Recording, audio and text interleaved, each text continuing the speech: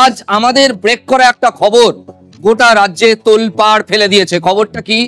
প্রাথমিক নিয়োগ দুর্নীতি কাণ্ডের যে তদন্ত কেন্দ্রীয় এজেন্সি করছে, ইডিও করছে, সিবিআইও করছে। সিবিআই তাদের যে তৃতীয় সাপ্লিমেন্টারি চার্জশিট পেশ করেছে, সেই চার্জশিটে অভিষেক বন্দ্যোপাধ্যায়, জনৈক অভিষেক বন্দ্যোপাধ্যায় এমন একটা নাম, যে নামের ব্যক্তি সুজয় কৃষ্ণ ভদ্র ওরফে কাকুর কাছে নাকি 15 কোটি টাকা দাবি করেছিলেন। এই বেআইনি দুর্নীতির বখরা হিসেবে 15 কোটি টাকা দাবি করেছিলেন। কিন্তু খবরটার আর একটা দিক আছে। এই অভিষেক বন্দ্যোপাধ্যায় ঠিক কে, তার পরিচয় সবিস্তারে সেখানে লেখা নেই। তাই তৈরি হয়েছে ধোঁয়াশা, তৈরি হয়েছে দ্বন্দ্ব। এটা সিবিআই কেন করলো সেটা নিয়ে আজ আমাদের বিকেলের বিতর্ক। বিভিন্ন অতিথির রিয়াকশন আপনাদের শোনাবো। আমাদের এখানেও যারা গেস্টরা আসেন, অতিথিরা এসেছেন। সব থেকে বড় প্রশ্ন এই মুহূর্তে যে এই চার্জশিট কি ভবিষ্যতে ধোপে টিকবে? কেন তার পরিচয় লেখা হয়নি? কারণ এই নামের সঙ্গে এই রাজ্যের একজন অত্যন্ত হেভিওয়েট পলিটিশিয়ানের নাম এক। তাই আজকে এই ইস্যু আমরা বেঁচেছি।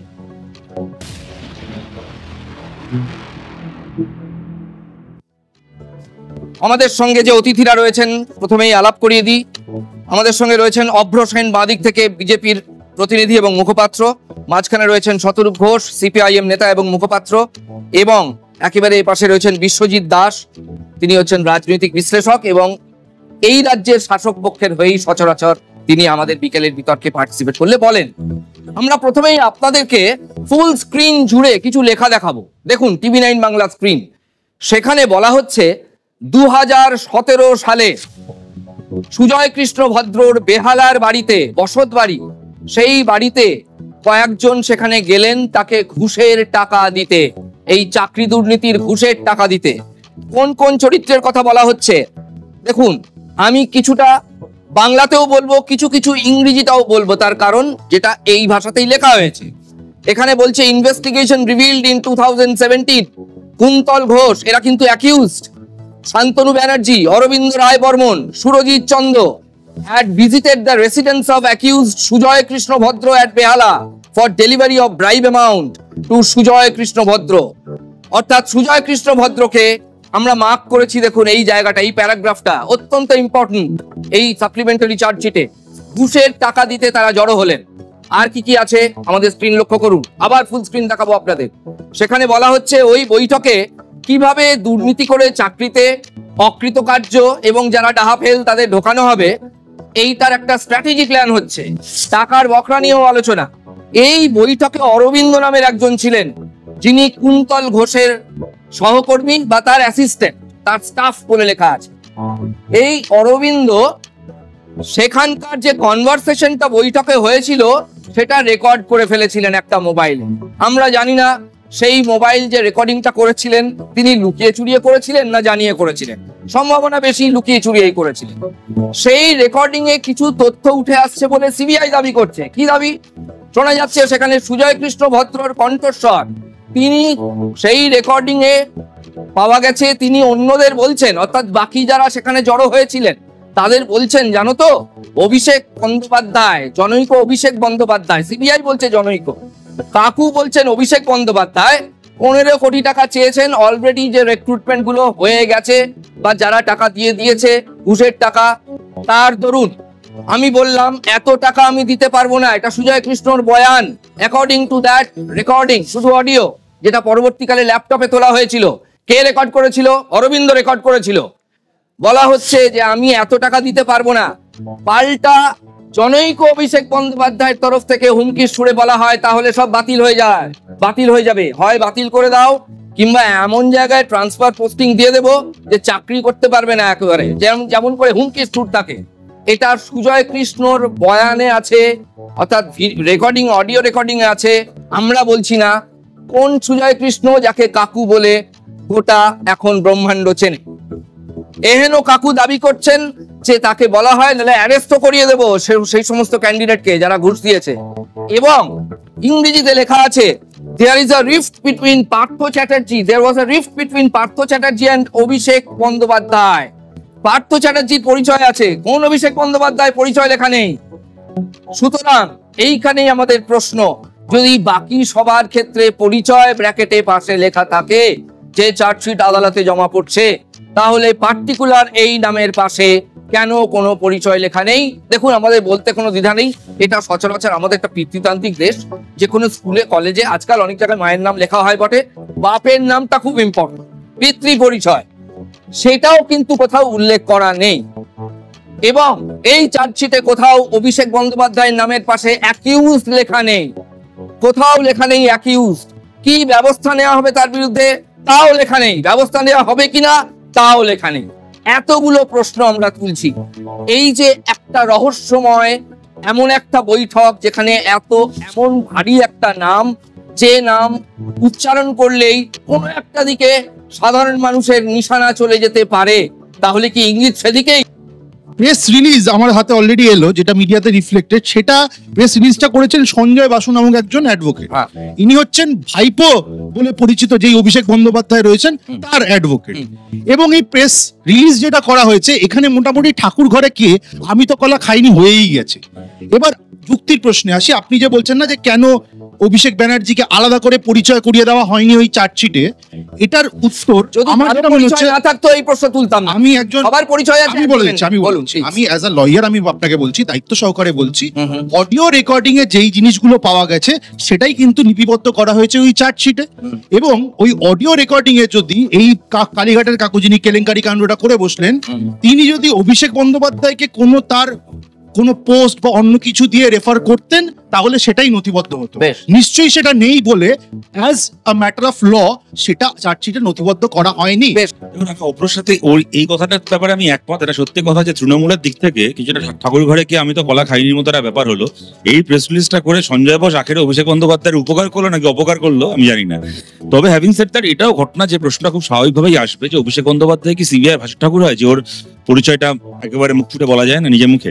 কেননা এটা ঘটনা অভ্র যা বললো ঠিক আছে, কিন্তু আমাদের দেশে যেটা প্র্যাকটিস, কমন প্র্যাকটিস, পুলিশে কোনো নর্মাল জিডি এফআইআরও যখন হয়, যেহেতু এক নামের একাধিক ব্যক্তি, রাজাও অনেকজন আছেন পশ্চিমবাংলায়, অভ্র অনেকজন আছেন, শতরূপ অনেকজন আছে, so on and so forth, একই নামের যেহেতু একাধিক ব্যক্তি আছে পৃথিবীতে, সেহেতু একদম স্পেসিফিক্যালি কে অভিযুক্ত বা কাকে নিয়ে আমরা কথা বলছি সেটাকে ইয়ে করার জন্য হয় বাবার নাম, না হলে বাড়ির ঠিকানা ইত্যাদি ইত্যাদি কিছু একটা, বা অনেকে হয়তো ডাক নাম তার সঙ্গে অ্যালিয়াস অত অমুক বলে করা হয়।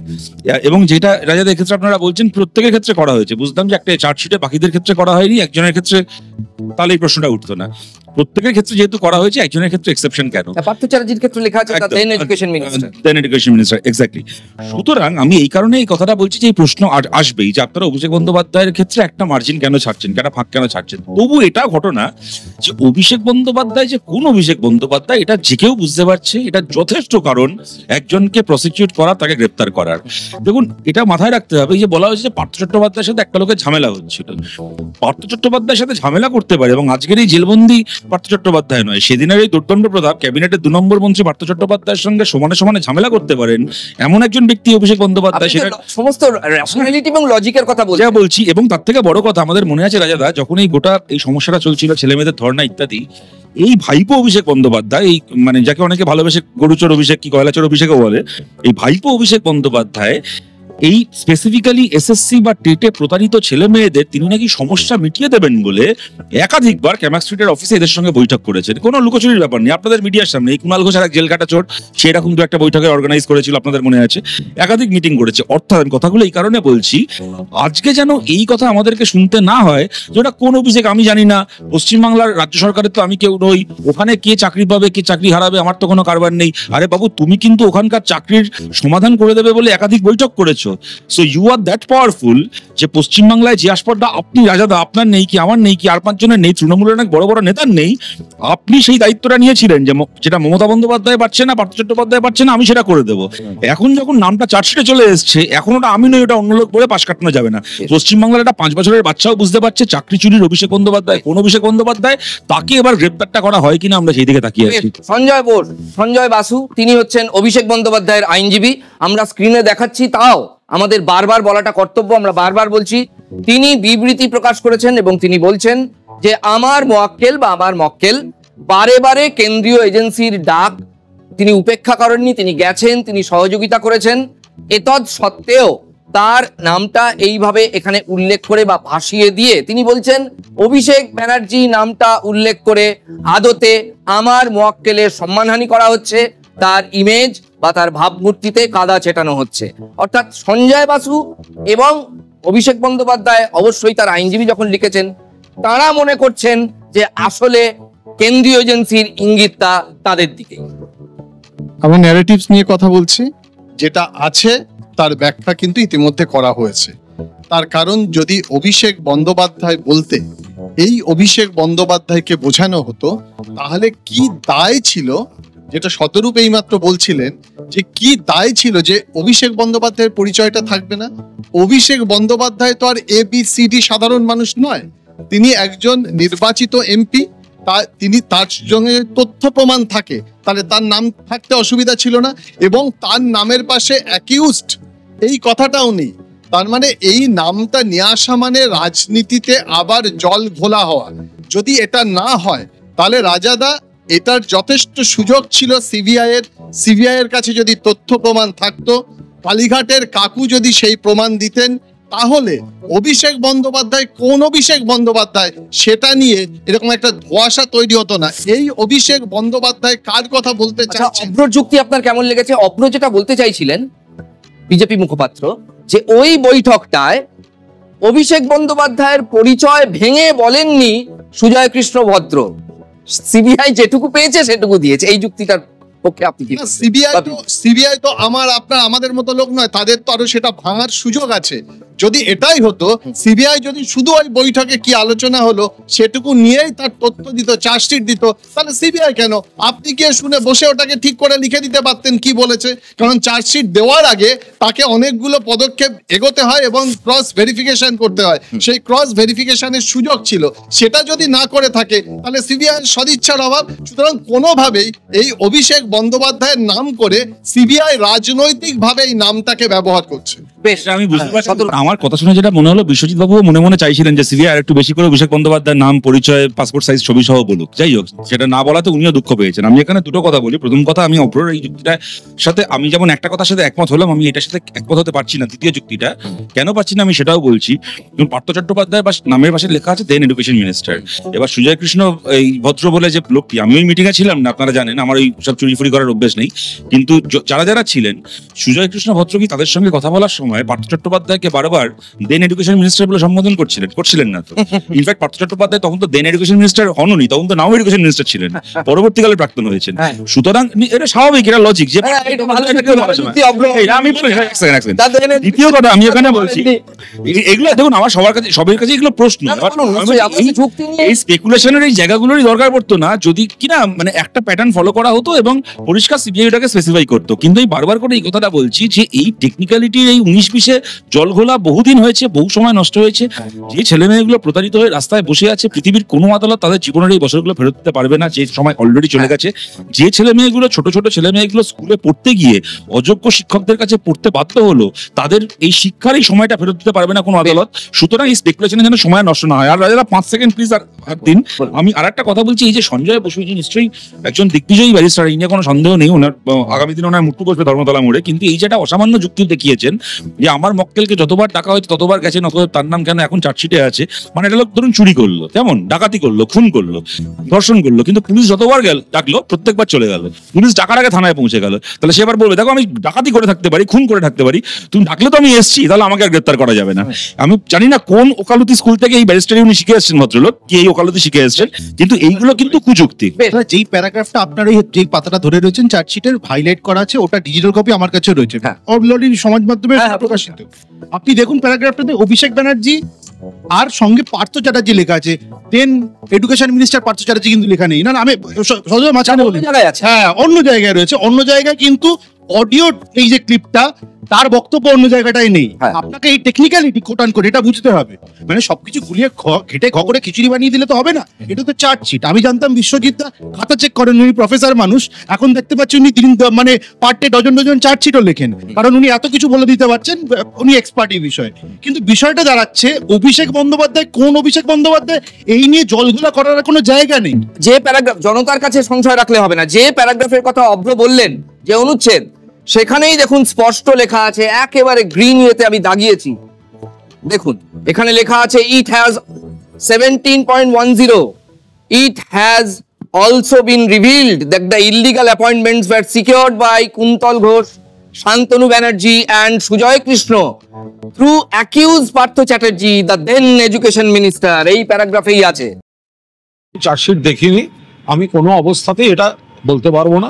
তার কারণ হচ্ছে যে এটা আইনের বিষয়, যারা মামলার সঙ্গে সংক্রান্ত আছেন তারা তাদের আইনজীবীরা বলতে পারবেন। যে বিষয়টা আমি জানি না, দেখিনি, তার উপর দাঁড়িয়ে অনুমান ভিত্তিক কোনো মন্তব্য করব। কিন্তু প্রশ্ন হচ্ছে, কালকেই তৃণমূলের একটা মহতী বৈঠক আছে, তার আগের দিন এমন একটা নাম ভেসে উঠলে তৃণমূলের অন্দরে অস্বস্তি হওয়াটা খুব অস্বাভাবিক নয়। দেখুন, কুণাল ঘোষ সত্যি কথাই বলছেন, ওনার আসলে নিজের এতগুলো চার্জশিট দেখতে হয়, তার বাইরে আর অন্য চার্জশিট দেখার সময় পাননি, সে ঠিক বুঝতে পেরেছি। কিন্তু যেটাকে নিয়ে আমরা কথা বলছি, দেখুন আমি ব্যাপারটাকে এইভাবে দেখছি, সিবিআই যদি অভিষেক বন্দ্যোপাধ্যায়, কোন অভিষেক বন্দ্যোপাধ্যায় এটা স্পেসিফাই করে দিত, তাহলে এই জল্পনা কল্পনার জায়গাটুকু থাকতো না, তৃণমূল যতটুকু কথা বলার সুযোগ পাচ্ছে সেইটুকু পেত না।